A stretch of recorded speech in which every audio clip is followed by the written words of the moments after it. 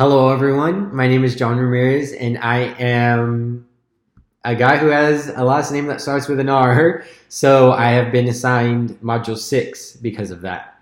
And in Module 6, that's where we learned about the Coordinated Management of Meaning, CMM for short. And at the beginning of that chapter, we see immediately the transmission model.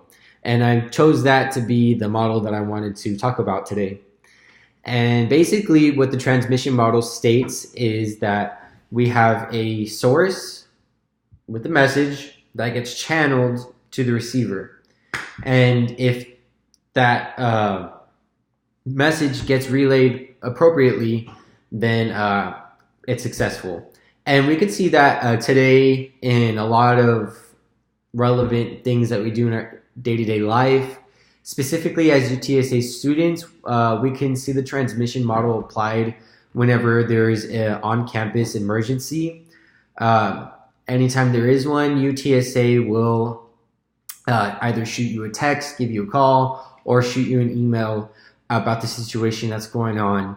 And basically what's going on right there with the transmission model, if you want to apply it, is that UTSA is the source, the message is the emergency. They channel it by sending it to the hundreds of thousands of UTSA students via email, text message, whichever way you chose to set it up. And we are the receivers. And that's the full transmission effect working for you right there.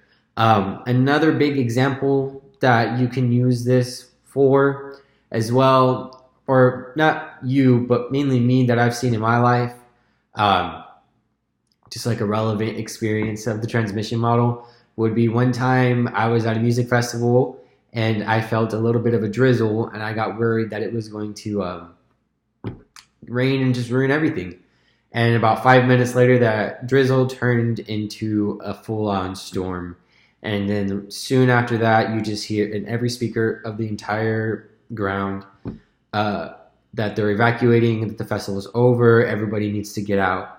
And it just turned into pure chaos and anarchy the second that message was over. So for the transmission model working there, the message was, the source, first of all, was the festival ground runners. The message was that they're evacuating and canceling everything because of the obvious situation at hand. The channel was all the speakers, whether it be the stages or they were going out with blow phones, and the receivers were all the festival goers.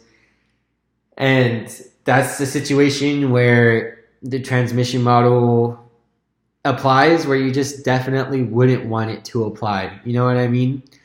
Another relevant one, I thought of 3 examples, my bad. My third example, we're probably on this one, the game of gossip in high school.